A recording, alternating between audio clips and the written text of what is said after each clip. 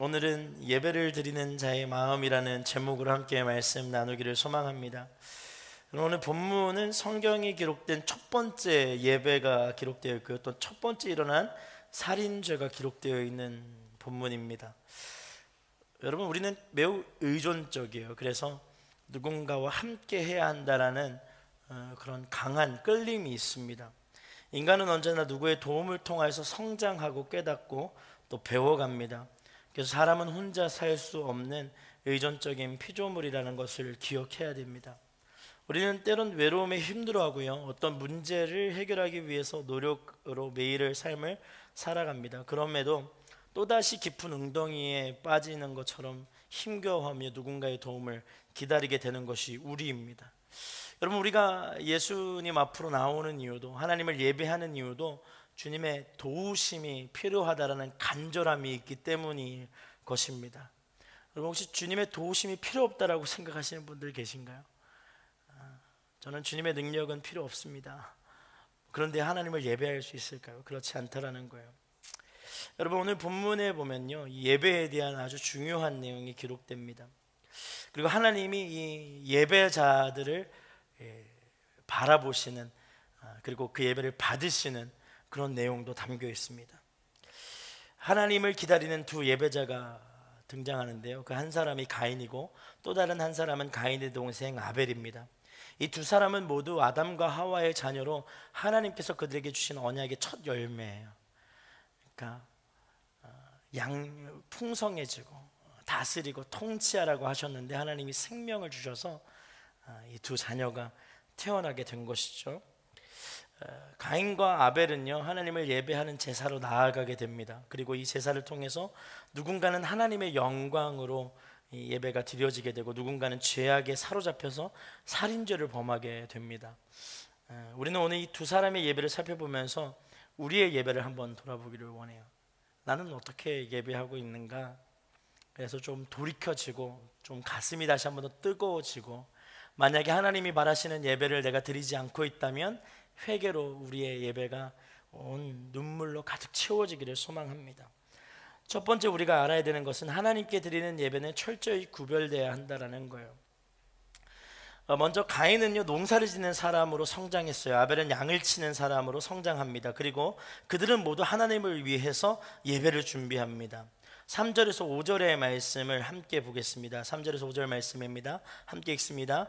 세월이 흐른 후 가인은 땅에서 난 것을 여호와께 제물로 가져오고, 아벨은 자기 양떼의 첫 새끼들과 양떼의 기름을 제물로 가져왔습니다. 여호와께서 아벨과 그의 제사를 인정하셨으나 가인과 그의 제물을 인정하지 않으셨습니다. 가인은 몹시 화가 나서 고개를 떨구었습니다. 여러분, 가인과 아벨은 각각 땅에서 난 것과 양떼의 첫 새끼로 제물을 삼아 하나님 앞에 예배를 드립니다. 가인과 아벨의 선택한 제물은요, 그들의 직업에 따른 것이었어요. 그러니까 우리가 하나님 앞에 예배를 드립니다, 하나님 앞에 예배합니다, 이것은 결국에는 우리의 삶의 모든 것을 담아 하나님을 예배하는 것이라는 걸 기억해야 합니다. 그런데 하나님께서 아벨의 제사는 받으시지만 반면 가인의 제사는 받지 않으셨어요. 이게 놀랍죠. 제가 이 본문을 읽을 때마다 궁금한 것은, 과연 우리가 하나님을 예배하게 모였는데 오늘 이 시간에 하나님 받으시는 예배가 있고 하나님 받지 않으시는 예배가 있을까에 대한 질문입니다. 근데 말씀을 통하여서 보면 하나님 받으시는 예배가 있고 받지 못하시는 예배가 있다라는 거예요. 여러분, 기억해야 합니다. 우리가 10년을 하나님을 예배한다 하여도 하나님이 받지 못하시는 예배를 드리고 있다면 하나님이 받지 못하시는 거예요. 자, 여러분, 그렇다면 하나님은 왜 아벨의 제사를 받으시고 가인의 제사를 받지 않았을까요? 먼저 가인의 제사는 3절을 통하여서 보면 땅에서 난 것을 여호와께 제물로 가져오고 라고 기록하고 있습니다. 여기서 기록된 제물이라는 의미는요, 통상적인 선물을 뜻합니다. 그러니까 존경을 나타내기 위한, 혹은 감사를 나타내기 위해서 바쳐지는 선물을 가리키는 이 원어적 의미가 있어요. 외형적으로는 하나님께 드리는 제물이지만 그 중심에는 하나님을 향한 존경과 찬양의 마음이 담겨져 있지 않고 형식을 차리기 위한 선물을 준비하는 거예요. 형식을 준비하기 위한 선물. 그냥 다른 사람들 보기에도 좀 그럴싸한, 그냥 형식에 맞춰서 때가 되면 그냥 드리는 그런 걸 준비한 거예요. 여러분, 가인의 제사에서 잘못된 것이 있다면 그것은 바로 예배의 대상이었어요. 가인의 예배를 통하여서 이 자신이 인정받기를 원했습니다. 가인은 형식을 차렸어요. 그래서 주변 사람들이 내가 하나님 앞에 예배를 드린다라는 것을 볼 수 있도록 하는 거예요. 세상에 하나님과 함께하는 사람으로 이 자신이 인정받고 영광을 받기를 원했던 그런 마음이 있는 것이죠.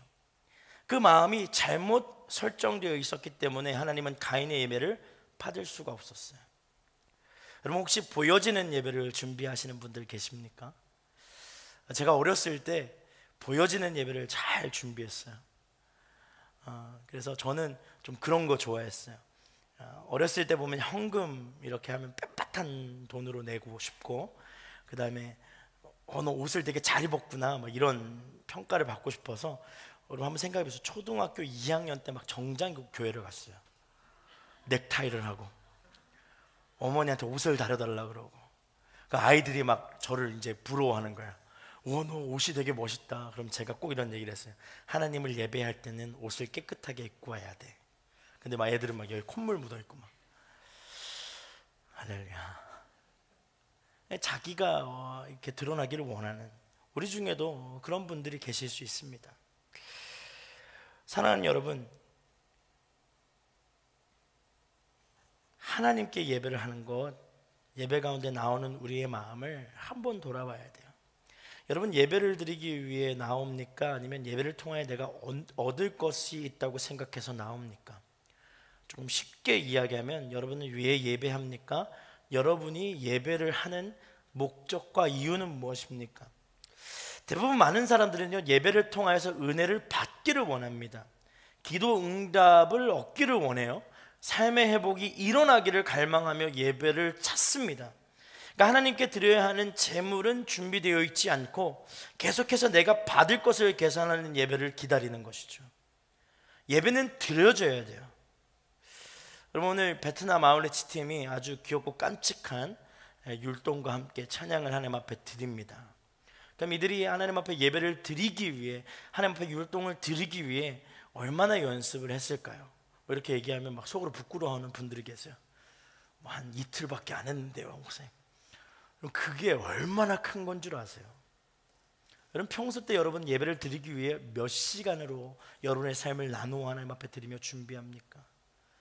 최소한 하나님 앞에 드릴 것은 있어야 하는 거예요. 여러분, 중심을 드린다고 했을 때, 삶을 드린다고 했을 때 여러분의 삶이 구별되기 시작하고, 하나님을 예배하기 위해서 내가 이 삶은 지키리라, 하나님이 지킨 나의 삶을 받아주옵소서, 이게 예배의 참된 모습이라는 것입니다. 여러분, 하나님께 드려야 할 제물을 준비해야 해요. 그런데 우리가 계속 받을 것을 계산하며 예배를 기다릴 때가 참 많죠.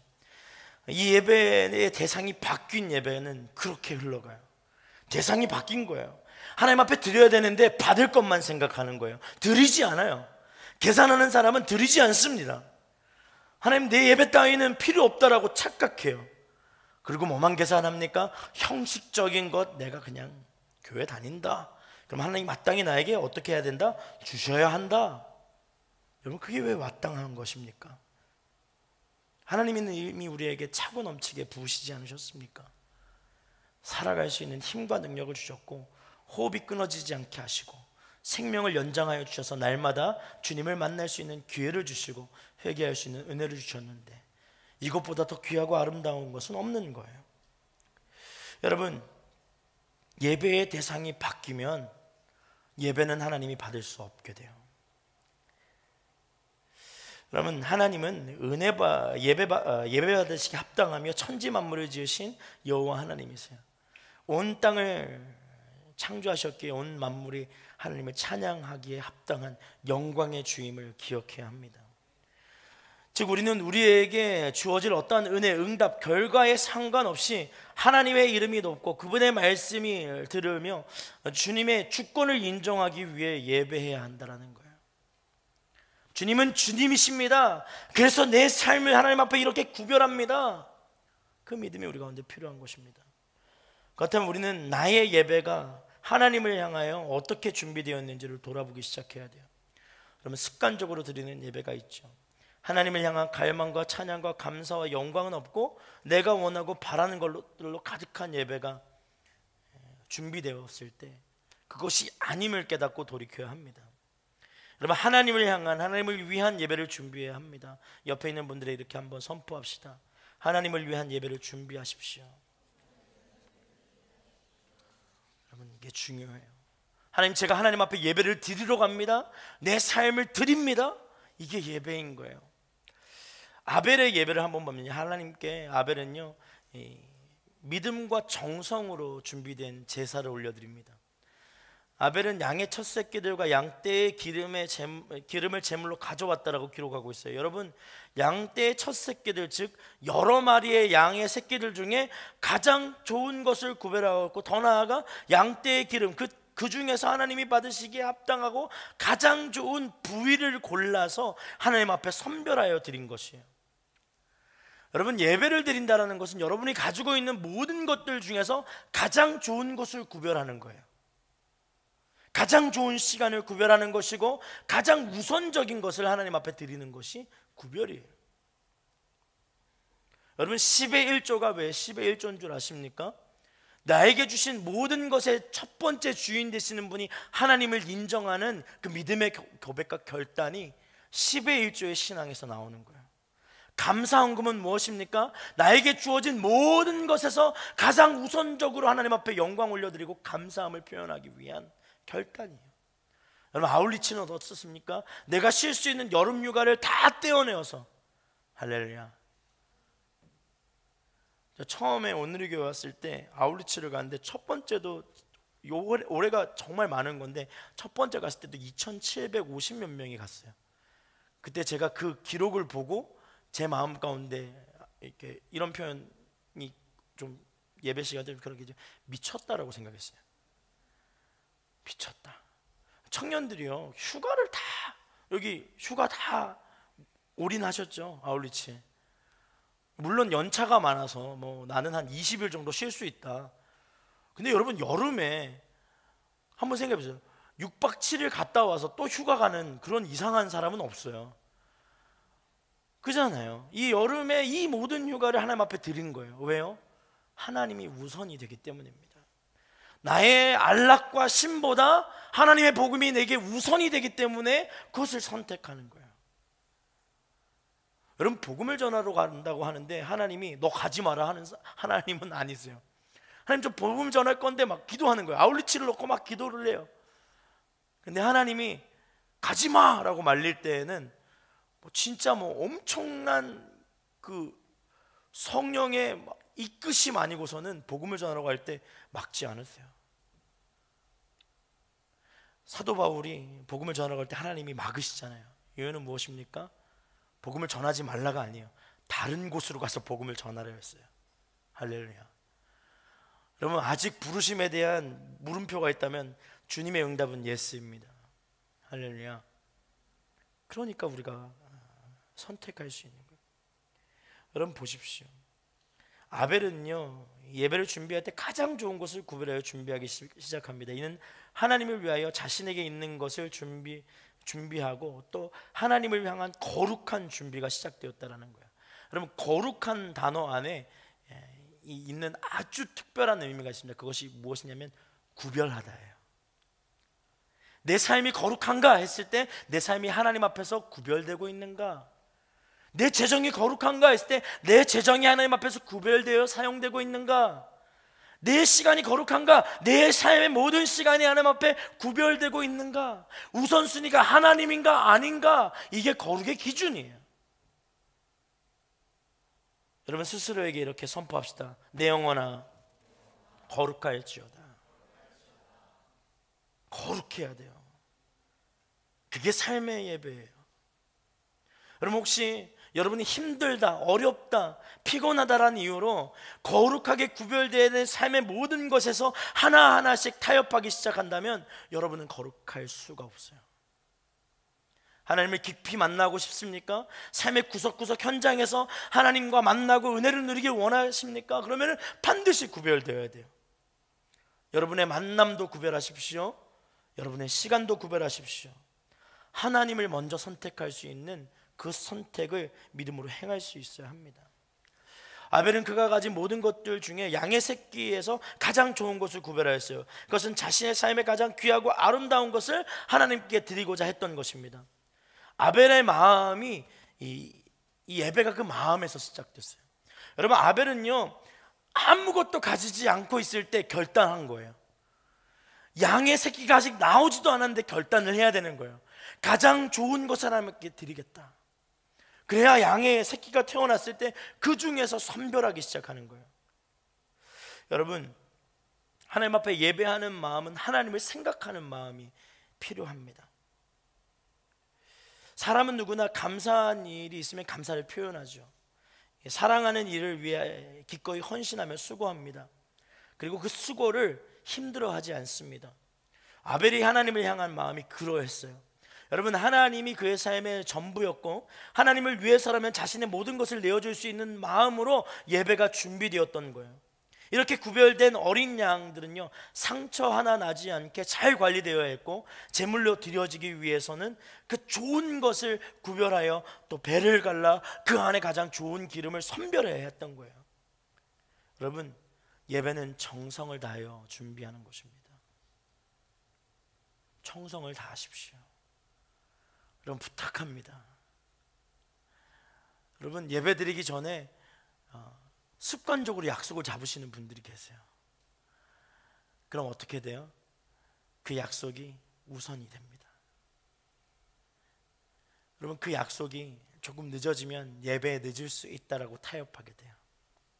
저는 여러분이 예배에 늦지 않고 예배에 미리 나와서 기도로 예배를 준비하는 하나님의 거룩한 청년들로 세워지기를 소망합니다. 여러분은 일주일에 몇 번 예배를 드리시나요? 한 번의 예배를 준비하는 마음이 타협하는 마음이 섞여 있다면 하나님이 절대로 그 예배를 받으실 수 없는 거예요. 그 무엇보다도 예배는 가장 우선시 되어야 합니다. 여러분, 아벨은요 자신의 제사를 1년 전부터 준비했던 것입니다. 그리고 그 양의 새끼들이 흠이 없고 상처 없이 잘 관리했어요.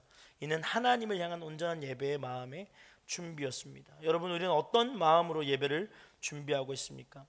우리의 인생은요 하나님을 위한 예배의 인생입니다. 옆에 있는 분들에게 이렇게 선포합시다. 당신의 삶은 예배의 인생입니다. 즉, 삶이 예배가 되어 하나님의 존귀하고 아름다움을 찬양하는 도구가 되어 있음을 기억해야 돼요. 오늘 이 베트남 아울렛이 특송할 때 우리 태희 형제가 큰 등치로 얼마나 은혜스러운지 몰라요. 물론 본인이 춤을 추는 걸 좋아할 수 있습니다. 근데 저도 알거든요. 저도 이제 거울을 이렇게 보면서 이렇게 율동 같은 걸 해보면 내 율동을 통해서 누가 은혜를 받을 수 있을까. 근데 항상 아울리치에 가면 정말 많이 좋아해 주세요. 서툴고 하지만 열정을 담은 예배. 여러분, 서툰 것은 문제가 되지 않습니다. 가장 중요한 건 마음으로부터 드려지는 그 중심이에요. 우리는 모두가 찬양의 도구가 된 줄 믿습니다. 할렐루야. 여러분, 여러분의 삶의 모든 것은 하나님을 향한 찬양의 향기가 돼요. 그럼 제가 제주도 아울리치 갔어요. 국내 아울리치 보통 라운딩 가는데 따라갔어요. 근데 따라가고자 하는 마음을 하나님 주셨어요. 주셔서 결단을 했는데 너무 하나님 큰 은혜를 주신 이유가 저희가 10명이죠. 10명이 함께 움직여야 되는데 12명이 함께 움직여야 되는데 봉고차를 운전할 수 있는 사람이 없는 거예요. 일종 보통. 할렐루야. 여러분, 일종 보통 따십시오. 운전면허 가지고 있는 분들이 있는데 일종 보통이 없는 거예요. 이게 하나님의 은혜죠. 그래서 여러분, 제가 이렇게 하고 왔는데 제주도 비행기 티켓을 끊어야 되는데 제가 카운트다운 준비하느라고 빨리 못 끊었어요. 그래서 같이 못 가고, 하나님이 얼마나 계획이 크신지 하나님이 조금 더 일찍 출발하는 비행기만 남기시고 다 없게 하셨어요. 그래서 제가 1시간 미리 가서 여러분 그 렌트카를 준비해서 그 공항, 제 제주도 공항 그 주차장도 처음 가봤거든요. 거기 있다가 팀원들이 다 왔을 때 쫙 해서 대고 쫙 열고 쫙 실어서 가는데 얼마나 기분이 좋던지요. 네, 기분 좋았어요. 근데 모든 일정에 이제 이렇게 하는데 하나님이 계속 이렇게 운전할 때마다 기름 부으시는 거야. 운전수로 불렀다. 운전수로 불렀다.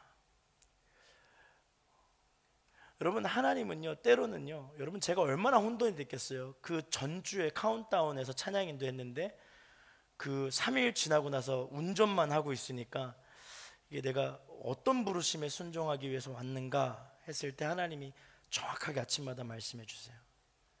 순종함의 은혜와 주님이 주신 평강이 우리 가운데 임할지어다 얘기하는 거예요. 할렐루야. 그러면 순종에는 하나님의 한없는 은혜가 있어요. 여러분, 내 자신이 하나님 앞에 뭔가 특별하다고 생각하면 그 순간 많은 사람들이 어려워합니다. 그런데 순종하면 주님이 주신 평강으로 은혜가 흐르기 시작해요. 그럼 제주 아울리치 조금 더 이야기할게요. 막 비가 와야 되는데 비가 안 오는 거예요. 이게 얼마나 신기한 일인지 모를 거예요. 여러분, 먹구름이 가득한데 비가 안 와요. 그래서 원래 벽화를 해야 되는데 비가 오는 일족이라고 이렇게 해서 플랜 B로 해가지고 뭐 이렇게 비 올 때 할 수 있는 여러 가지들이 다 했는데 하나님이 비를 안 오게 하신 거예요. 그래가지고 페인트 칠을 했는데 여러분, 그 교회 랜드마크가 됐어요. 사거리 앞에 있는, 사거리 앞에 10m짜리 벽이 주황색이라고 생각해 보세요. 그거밖에 안 보입니다. 그 옆에 당신의 베이스 캠프는 어디입니까? 와, 여러분 나중에 사진 보여드릴게요. 목사님이 우셨어요. 너무 행복한 거예요. 너무 감사한 거예요. 얼마나 감사한지 몰라요. 여러분, 우리가 만약에 조금 날씨가 어두우니까 순종하지 않은 거예요. 만약에 날씨가 비 올 것 같으니까 우리 플랜 B로 갑시다 했으면 이 역사는 일어나지 않아요. 하나님이 얼마나 감사한지. 제가 카운트다운 때 바쁘니까 플랜 B를 카톡으로 보냈는데 안 본 거예요, 제가. 그래서 저는 머릿속에 페인트만 하고 그래서 도착하자마자 우리 페인트 하자고 했는데 하나님이 정말 큰 역사를 이루어 주셨어요. 얼마나 감사한지 몰라요. 여러분, 하나님을 향한 마음은 반드시 순종함으로 드러납니다. 하나님을 향한 마음은요, 고개 숙임과 무릎 꿇음으로 드러나기 시작해요. 하나님이 그 삶의 전부라고 얘기하고 하나님이 내 삶의 모든 것이라고 예비한다면 이 마음에서부터 준비가 되어야 됩니다. 여러분, 우리는 어떤 마음의 삶의 예배를 준비하고 있습니까? 여러분, 우리의 인생은 하나님을 위한 예배입니다. 즉 삶이 예배가 되어 하나님을 존귀하고 아름다운 찬양의 도구, 능력의 도구가 되어야 되는 것이에요. 어린 양의 몸에 상처나기 쉽고 여러 가지 상황에서 어려움을 경험하기 쉽습니다. 우리의 삶도 이와 동일하죠. 여러분, 얼마나 상처받기 쉬워요. 말 한마디에 상처가 나요. 여러분, 저는 가끔 이 카톡으로 얘기하다가 좀 마음에 상처가 나면 그냥 전화를 합니다. 이 사람이 정말 나를 상처 주는 말투인지 아닌지 목소리 톤을 확인하려고. 그럼 여러분, 카톡 하다가 제가 전화하면 할렐루야, 전화해보면 그게 아닌 거예요. 우리가 얼마나 연약한 줄 아세요?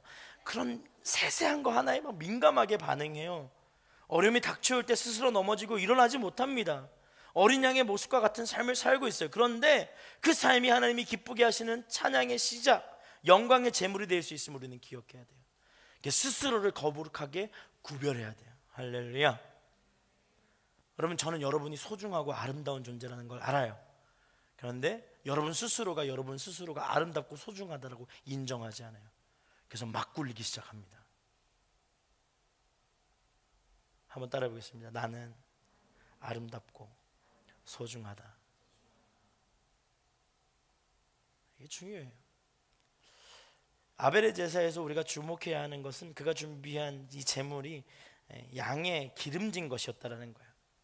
이게 한 번 더 이야기하는데 거룩한 구별의 행위가 두 번 이루어진 거예요. 첫 번째, 양을 아름답게 키워내는 것 하나. 그리고 그 아름답게 키워낸 양을 각을 떠서 그 안에 가장 기름지고 가장 부드러운 부위를 드러내어 하나님 앞에 드리는 행위까지 이루어진 것입니다.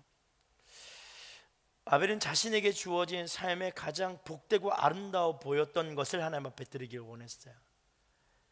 여러분, 그래서 우리가 이렇게 고백하잖아요. 20대에 몇 년을 주님 앞에 드립니다.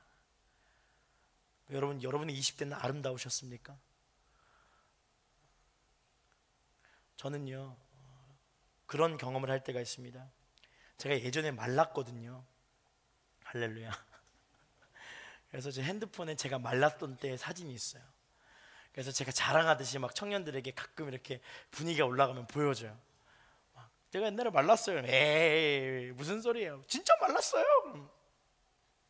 다 보여주면 저는 기대한 반응, 오, 목사님 이때가 훨씬 난데요? 막 이러는데, 대부분 반응에 이제 3명은 약간 그래요.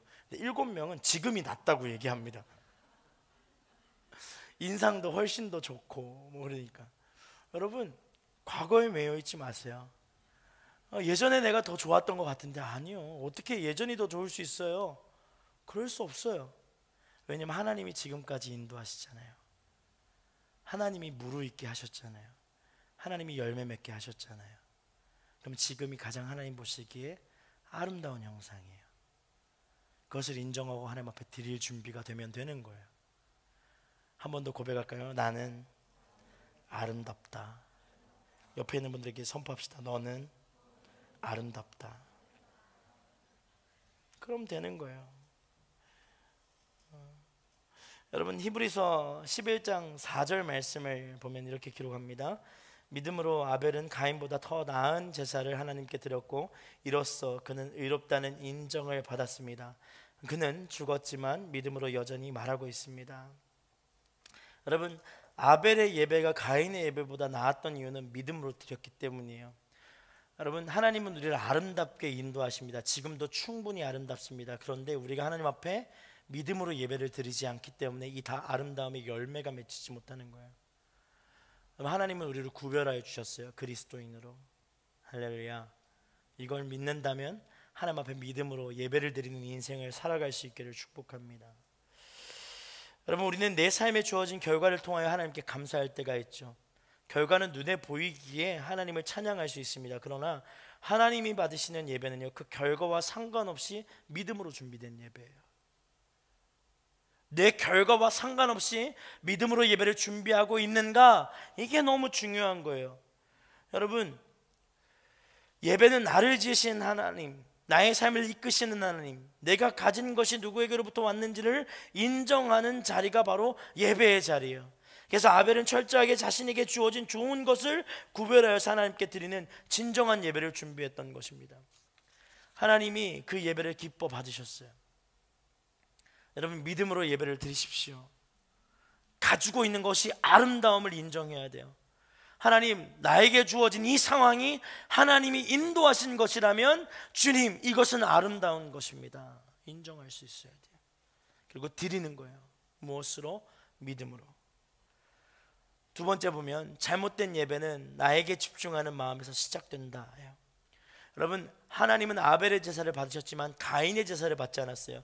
그 이유는 제사의 동기가 잘못되어 있다라고 제가 서두에 말씀드렸죠. 5절에서 6절의 말씀을 함께 보겠습니다. 함께 읽습니다. 가인과 그의 제물은 인정하지 않으셨습니다. 가인은 몹시 화가 나서 고개를 떨구었습니다. 그러자 여호와께서 가인에게 말씀하셨습니다. 왜 화가 났느냐? 왜 고개를 떨구었느냐? 여러분, 가인이 자신이 준비한 제사를 하나님 받지 않자 그 마음이 심하게 화가 치밀어 오르기 시작합니다.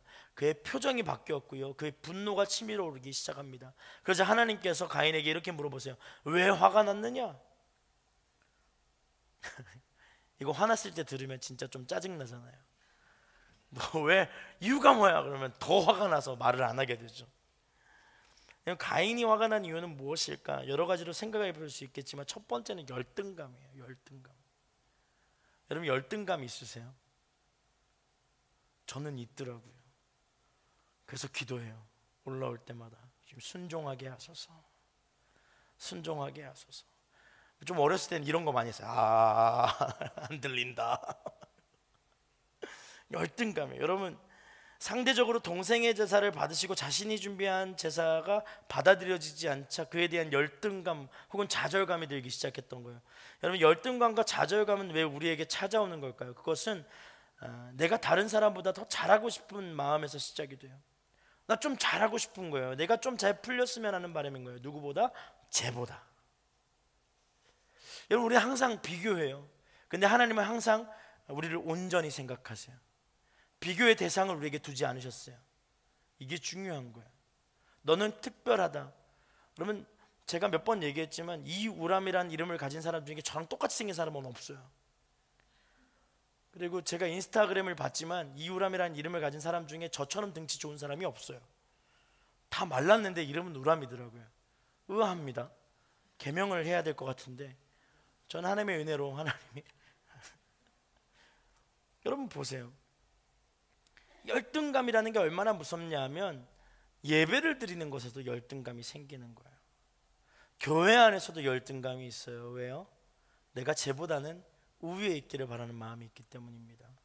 여러분, 이런 마음들이 결국 하나님의 은혜를 흘려버리지 못하게 막는 그러한 역할을 하게 됩니다. 여러분, 가인이 가지고 있었던 예배의 마음에 그 중심에 아벨보다 더 잘되고 싶은 욕망이 자리 잡기 시작했어요. 우리의 삶의 예배는 누구보다 더 잘하기 위해서 살아가는 삶이 아님을 기억해야 합니다. 누구보다 더 뛰어나기 위한 존재가 아니에요. 그냥 하나님 앞에서의 열심을 가진 하나님의 자녀가 되는 것을 기억해야 합니다. 우리의 삶은 주님의 말씀에 옳은가, 하나님의 뜻에 합당한가를 끊임없이 고민하며 살아가는 예배적 삶이어야 합니다. 그런데 가인의 삶은 오직 자신의 중심이 되어 있었어요. 그래서 그가 준비한 제사도 하나님을 위한 것이 아닌 자신의 체면을 세우기 위한 것이었고, 그리고 하나님이 받지 않으시는 예배는 실패한 예배다라고 누가 정의내는 거예요? 스스로가 정의를 내는 거예요. 여러분, 예배가 제대로 준비되어 있지 않으면 하나님이 받으실 수 없는 건 당연한 거예요. 그럼 뭐가 문제인 거예요? 준비하는 자의 마음만 바로 세워지면 되는 거예요. 열등감을 가질 필요가 있어요? 없어요? 없어요. 여러분, 여러분의 마음을 어떻게 바꿀 수 있습니까? 지금 바꿀 수 있어요. 지금 바꿀 수 있어요. 하나님 앞에 집중하지 않고 다른 생각하고 있는 그 마음을 하나님 앞에 집중하기만 시작하면 그때부터 하나님이 받으시는 예배가 될 수 있는 거예요. 예배의 대상이 누구이냐가 중요한 거예요. 무엇을 가지고 왔느냐가 중요한 게 아닙니다. 할렐루야. 그래서 믿음이 없는 세상 사람들이 교회에 올 때 이런 착각을 합니다. 헌금을 가지고 와야 예배를 드릴 수 있지 않냐. 여러분, 우리 헌금 못 낼 때 많지 않아요? 까먹고 못 내고. 여러분, 저는 젊었을 때요, 카드값이 너무 많이 나와서 12일주 못하고 감사헌금 못하고 주일 헌금도 못한 적도 있어요. 물론 회개하고 정말로 열심히 헌금을 하고 있습니다. 근데 헌금이 문제가 아닌 거죠. 마음이 문제인 거죠. 하나님 앞에 내가 하나님 앞에 마음을 다하고 중심을 다하고 예배하기로 결단한다면 하나님 그때부터 마음을 받으시고 예배를 받으시기 시작하는 거예요. 근데 마음을 먹지 않으면 하나님을 받을 수 없게 되는 것입니다. 여러분, 삶의 예배는 누구보다 더 잘되기 위해서 살아가는 삶이 아님을 기억해야 돼요. 삶의 예배는 하나님께 초점이 맞춰지기 시작하면 되는 거예요. 우리의 삶은 주님의 말씀이 옳은가 아닌가, 하나님의 말씀에 합당한가, 이것만 기억해야 돼요. 여러분, 예배는 실패와 성공이 없어요. 어떤 기준으로 예배를 성공했다 혹은 잘 드렸다라고 판단할 수 있겠습니까? 헌금을 잘하면 잘 드는 예배일까요? 예배 시간 때 졸지 않으면 잘 드는 예배일까요? 다른 생각하지 않고 말씀에 집중하면 성공한 예배라고 이야기할 수 있을까요? 예배는 실패와 성공이 없어요. 다만 하나님을 향한 마음에 가진 예배와 그렇지 않은 예배로 나눠질 뿐이에요. 그 예배를 받으시는 이가 그것을 받느냐 받지 않느냐의 문제인 거예요. 여러분, 성공과 실패가 아니었어요. 가인의 예배가 우리가 보니까 실패한 예배네, 아벨의 예배가 우리가 보니까 아유 성공한 예배네, 그런 게 아니었어요. 마음을 바로 잡아라는 이유로 하나님이 가인의 예배를 받지 않으셨는데 가인이 실패로 착각합니다. 여러분, 수많은 시간과 정성을 다한 예배라도 하나님을 향한 집중력이 깨어지고 하나님을 향한 갈망이 없는 예배라면 하나님을 향한 예배라고 할 수 없는 거예요. 저는 여러분이 하나님 앞에 갈망을 가지고 기도하고 예배하는 CH 플러스 청년들 될 수 있기를 축복합니다. 가인의 예배는 하나님이 아닌 자신의 체면, 자신의 의, 자신의 자랑으로 가득한 예배였어요. 그래서 하나님께서 그 예배를 거절하신 거예요. 마음을 바로 잡아라. 여러분, 우리 교회 안에서 일어나는 모든 문제를 보면 마음의 문제예요. 마음의 문제예요. 뭐 진짜 치고 받고 싸웠습니까? 그런 경우들도 있더라고요. 그런데 여러분, 우리 안에 아울리치를 준비하면서 일어나는 문제는 대부분 마음의 문제예요. 그 마음을 어떻게 하면 돼요? 하나님께 초점을 맞추면 돼요. 그리고 뭐 하면 돼요? 그 마음에 순종하면 돼요. 근데 자꾸 생각이 드는 거예요. 이렇게 하면 내가 손해볼 거라 생각이 드는 거예요. 여러분, 계산하여서 걸어가면 돌아갑니다. 무조건이에요. 하나님이 세상을 창조하셨잖아요. 하나님이 모든 것을 준비하시잖아요. 그럼 순종하면 하나님이 하나님의 길로 인도하시는 거예요. 계산하지 않기를 소망합니다. 손해보지 않습니다. 절대로. 여러분, 7절 말씀을 보면 이렇게 기록합니다. 만약 내가 옳다면 어찌 얼굴을 들지 못하느냐. 내가 내게 옳지 않다면 죄가 문 앞에 도사리고 있을 것이다. 죄가 너를 지배하려 하니 너는 죄를 어떻게 해야 된다고요? 다스려야 한다. 여러분, 옆에 있는 분들에게 선포합시다. 죄를 다스리십시오. 여러분, 이게 무슨 얘기냐면요, 우리 안에 죄를 다스릴 수 있을 만한 뭐가 있다? 능력이 있다, 이거예요. 여러분, 죄를 다스릴 수 있는 능력이 우리 안에 있음을 믿을 수 있는 주의 청년들 되기를 축복합니다. 하나님은 가인에게요, 제사의 동기에 대한 잘못이 있음을 이야기합니다. 어떤 마음으로 예배하였는지 물어보신 거예요. 여러분, 가인은요, 제사가 하나님을 향하지 않았다라는 것을 이 7절의 말씀을 통하여서 한 번 더 확인할 수 있습니다.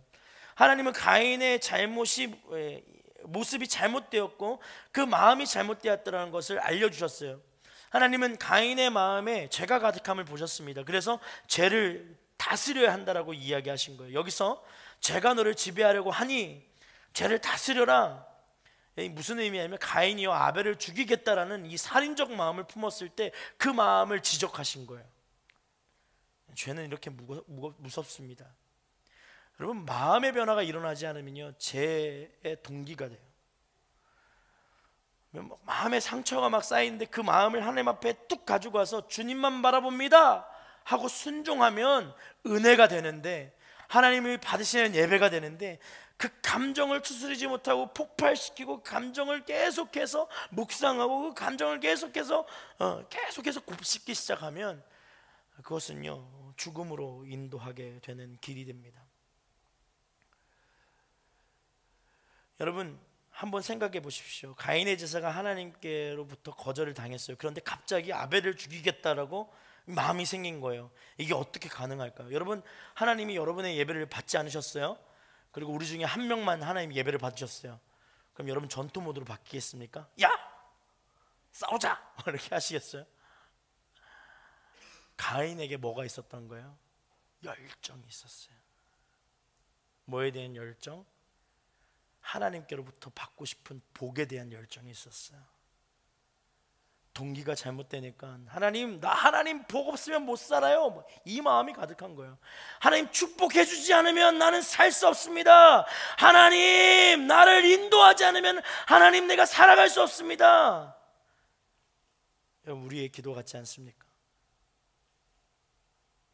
하나님, 저 하나님 필요해요. 얼마나 열정적이에요. 주님 부어주세요. 근데 하나님 예배를 받지 않으셨어요. 너의 동기가 어디에 있느냐? 너 예배하는 목적은 무엇이냐? 그걸 물어보시는 거예요. 그러니까 열정만 가득하니까 하나님이 받지 않은 예배를 경험하고 나서 하나님이 받으시는 아벨의 예배를 보니까 죽이고자 하는 죄악된 마음이 터져나오기 시작하는 거예요. 여러분, 즉 가인은요, 하나님을 자신의 삶에 복을 주는 수단으로만 생각한 거예요. 얼마나 이기적이에요. 여러분, 예배는 어떻습니까? 하나님을 수단으로 생각하고 있습니까? 하나님을 예배의 대상으로 생각하고 있습니까? 여러분, 잘못된 동기를 가지고 제사를 드린 가인은요 동생을 죽이기로 결단합니다. 그리고 예배를 준비하고 드린 자의 결과가 미움과 시기와 질투로 이어지는 그러한 비극의 모습이 보여지기 시작하는 것이죠. 교회 안에 이런 비극들이 많아요. 시기하고 질투하고 다투고 싸우는 거예요. 왜요? 동기가 잘못되어 있기 때문이에요. 동기가 잘못되어 있기 때문에. 여러분, 예배는 오직 하나님께 속하였습니다. 하나님께 드릴 예배의 삶을 준비할 수 있어야 합니다. 여러분, 사단의 유혹에 넘어가지 마십시오. 하나님을 예배하면 그 모든 것을 더하여 채우십니다. 그럼 되는 거예요. 하나님의 시간과 때에 하나님이 응답하십니다. 그걸 믿을 수 있는 저와 여러분이 되어야 합니다. 하나님은 삶의 중심으로 모신 하나님의 자녀들은 죄를 다스릴 수 있는 능력을 주셨어요. 그래서 마태복음 16장 18절에 뭐라고 기록되어 있냐면, 개역개정입니다. 또 내가 내게 이르노니 너는 베드로라. 내가 이 반석 위에 내 교회를 세우리니 음부의 권세가 이기지 못하리라. 주는 그리스도의 살아신 하나님의 아들이십니다라는 베드로의 고백 위에 하나님이 교회를 세우셨어요. 우리가 하나님을 믿는 것, 예수 그리스도를 믿는 것, 주님 그리스도시요 하나님의 아들이심을 믿는 거잖아요. 그럼 그 위에 교회가 세워졌는데 그 교회의 능력이 무엇이냐면 음부의 권세가 이기지 못하는 거예요. 죄의 권세가 교회의 문턱조차 넘지 못하는 거예요. 여러분, 주님이 여러분에게 말씀하세요. 죄를 다스리라. 그 믿음이 있어야 되는 거예요. 근데 우리는 막 그래요. 제가 그런 믿음이 있을까요? 저는 유혹에 약한 자예요. 여러분, 이 말씀을 믿을 수 있는 주의 청년들 되기를 소망합니다. 신앙은요 어설프게 아픈 척하는 게 신앙이 아니에요. 믿음의 담대한 용사와 같은 게 신앙이에요. 대적할 땐 대적할 수 있어야 되고 무릎을 꿇을 땐 담대해야 합니다. 여러분, 주님을 따라가는데 주님 죄송해요, 주님 죄송해요, 주님 죄송해요 그러면, 여러분 죄송해요, 제가 만약에 주님이시라면 그냥 당당하게 얘기할 것 같아요. 그냥 따라오지 않았으면 좋겠어. 힘과 능력도 주시고 권세도 주셨는데 그걸 사용할 줄 모르는 거예요. 훈련도 받았어요. 담대함도 주셨어요. 어떻게 사용하는지 다 알려주셨는데 계속해서 투덜거리는 거예요. 칼은 어떻게 휘주어대요? 제가 이걸 할 수 있을까요? 주님 우리를 용사로 부르십니다. 할렐루야. 여러분, 그 사명을 감당할 수 있는 주의 청년들로 바로 세워지기를 소망해요. 에베소서 6장 10절에 11절 말씀 보면요 이렇게 기록합니다. 끝으로는 너희가 주 안에서와 그의 힘의 능력으로 강건하여 지고 마귀의 관계를 능히 대적하기 위하여 하나님의 점심갑주를 입으라. 여러분, 가인에게 하나님이 말씀하신 건 죄를 다스려라. 죄가 문턱 앞에 있는데 너는 다스릴 수 있다. 이게 무엇이냐면 내가 너에게 전신갑주를 주노라. 시기 질투할 시간에 기도하라. 다른 사람들의 핑계 삼아 살아갈 때에 주님 앞에 선포하라. 그 얘기하는 거예요. 너는 너로 아름답다 말씀해 주시는 거예요. 너는 너로 사랑받을 만하다 얘기해 주시는 거예요. 그럼 하나님이요 가인에게 죄를 다스리라 말씀하실 때 얼마나 가슴이 찢어졌을까요?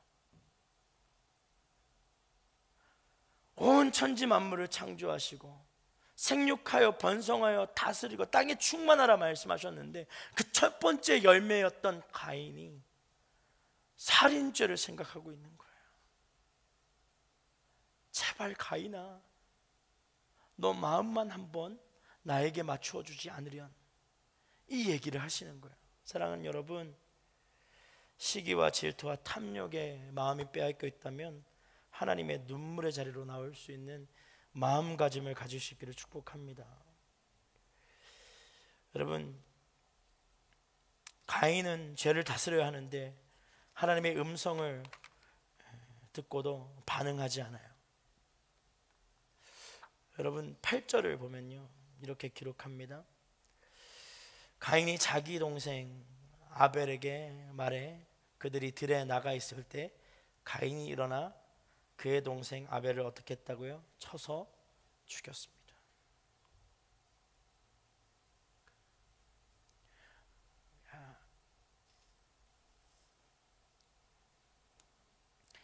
하나님 앞에 드려진 첫 번째 예배가 받아들여진 아벨이요, 시기와 질투 때문에 죽었어요. 여러분, 하나님의 마음이 얼마나 무너졌을까요? 가인은요, 하나님의 음성에 집중하지 못하고 자신의 감정에 집중하여서 죄를 다스리지 못했습니다. 그리고 그는 동생을 살해하는 죄악의 길을 선택합니다. 사랑하는 여러분, 예배의 중심이 하나님께 바로 서 있지 않으면요, 이런 죄들이 우리를 유혹하고 넘어뜨리고, 그리고 우리가 그럴 만한 능력이 없다라고 착각하게 하는 게 이 사단의 유혹이에요. 여러분, 삶에 감사가 많습니까? 불평과 불만과 시기와 질투가 많습니까?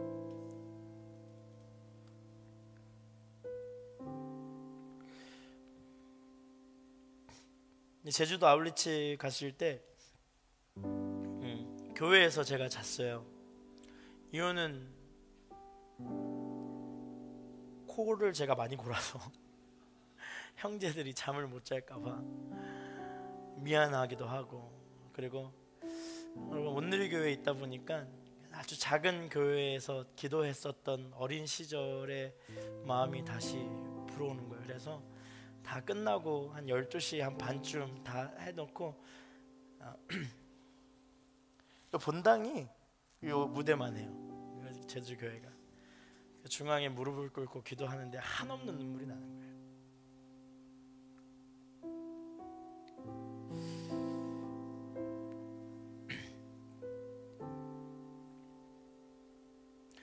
우리의 신앙이 겉으로 화려해질 때가 오죠.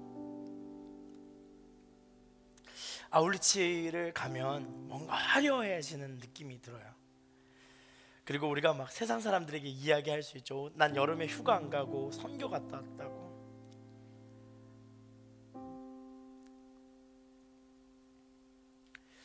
근데 절대로 주님의 부르심은 화려하지 않아요.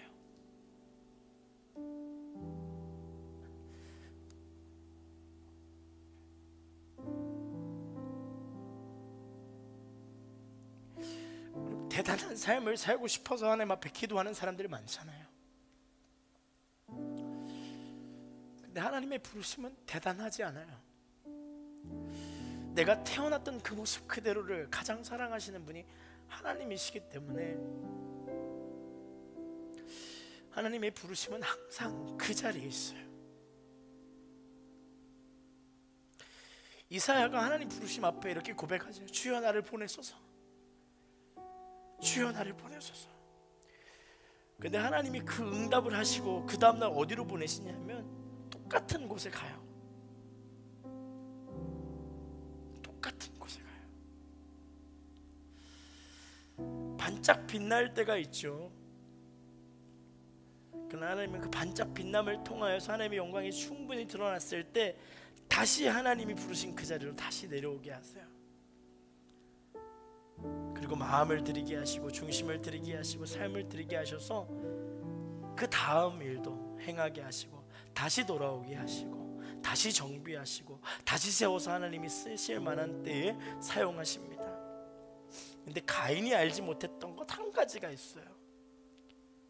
하나님도 가인을 그렇게 쓰실 수 있다라는 사실이에요. 하나님의 시간에 하나님의 사용받을 만한 청년들이 참 많이 있어요. 그런데 이 청년들이 하나님의 타이밍을 기다리지 않고 뭐에 집중하냐면 감정에 집중하는 거예요.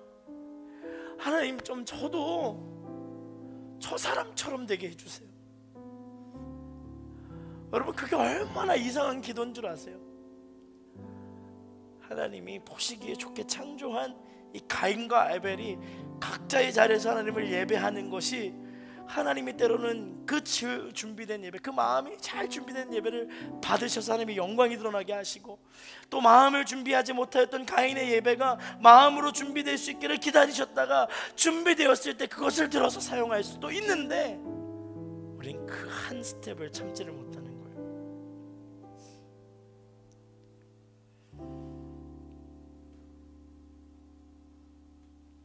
여러분, 제가 가장 부담되는 예배가 언제인 줄 아세요?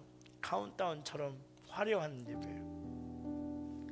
왜냐하면 제 부르심은요 되게 조그만한 교회였어요. 그러니까 지금도 안 익숙해요. 청년들이 가끔 물어봐요. 이렇게 큰 집회 하시면 무슨 생각 드시냐? 그러면 보통 막 우리 청년들 막 은혜 받고 했던 거 막 얘기하면서 간증해 주기를 원하는데, 제가 대부분 그런 얘기, 별 생각이 없어. 그거 막 실망합니다. 왜요? 진짜 별 생각이 없어요. 왜냐하면 여러분, 두세 사람이 모인 곳에 내가 너와 함께하노라 말씀하신 그 하나님의 말씀이 저에겐 너무 귀했어요. 그래서 여러분, 오늘 찬양도 너무 좋았어요. 얼마나 좋았는지 몰라요. 염려 걱정되죠. 다 아울리치 가고 사역들이 있으니까. 근데 여러분, 화려함보다는 진실된 마음으로 주님을 예배할 때 하나님이 그 모습을 받으시는 줄 믿습니다. 여러분, 진실되십시오. 그리고 마음을 다 잡으십시오.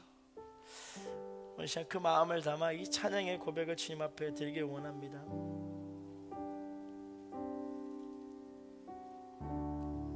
찬양의 열기 모두 끝나면 주 앞에 나와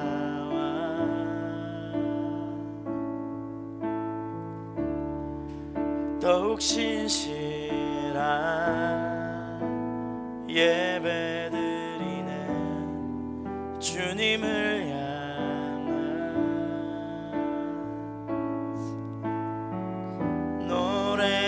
이상의 노래 주께서 원하신 것 화려한 음악보다 뜻없는 열정보다 중심을 원하시죠. 주님께 드릴 마음의 예배 주님을 위한 주님을 향한 노래 중심 잃은 예배 내려놓고 이제 나 돌아와 주님만 혹시 예배가 무너진 자 있습니까? 중심이 막 뒤흔들려서 하나님이 보이지 않고 다른 사람의 잘남이 있는 것들 때문에 시기와 질투가 있는 마음이 있습니까? 혹은 예배를 바로 세워야 되겠다는 결단이 있는 사람이 있습니까? 그런 분들 자리에 일어나서 이 고백을 하나님 앞에 다시 한번 더 올려드리며 우리 함께 나아가겠습니다. 찬양의 열기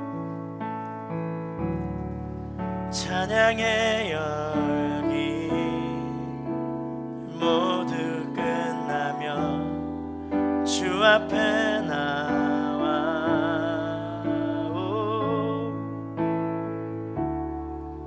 더욱 신실한 예배 드리네 주님을 향한 노래 이상의 노래 이상의 노래 내 맘 깊은 곳에 주께서 원하신 것 화려한 음악보다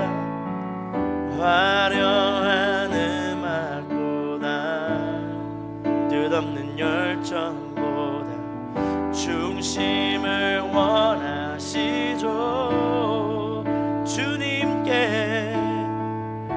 주님께 드릴 마음의 예배 주님을 위한 주님을 향한 노래 중심 잃은 예배 내려놓고 이제 나 돌아와 주님만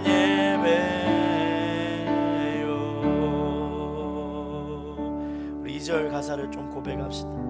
영원하신 왕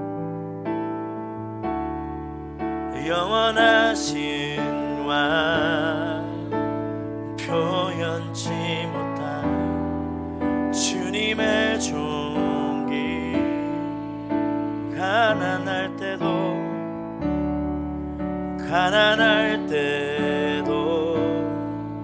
내가 연약할 때도 주의 모든 것 노래 이상의 노래 이상의 노래 내 맘 깊은 곳에 주께서 원하신 것 화려한 음악보다 뜻없는 열정보다 중심을 원하시죠. 주님께 드릴 마음의 예배 주님을 위한 주님을 향한 노래 중심 잃은 예배 내려놓고 이제 나 돌아와 주님만 예배 주님께 드릴 마음의 예배 주님을 위한 주님을 향한 노래 중심 잃은 예배 내려놓고 이제 나 돌아와 주님만 예배해요. 이 시간 기도할 때 중심을 보시는 주님이시잖아요. 이 시간 하나님이 여러분의 중심을 보세요. 여러분이 얼마만큼 세상 가운데서 잘 나가고 있느냐, 세상 가운데 어떤 위치에 있느냐, 어떤 집에 살고 있느냐, 어떤 재정 상태이냐, 어떤 것이냐가 아니라 중심을 보세요. 너의 중심이 나를 향한다면 괜찮다 말씀하시는 거예요. 지금 좀 더뎌 보여도 괜찮다 말씀하시는 거예요. 지금 좀 없어 보여도 괜찮다 말씀하시는 거예요. 중심을 보시는 주님 앞에 좀 중심을 바로 세우며 기도합시다. 하나님, 내 중심이 하나님을 향하게 하여 주옵소서.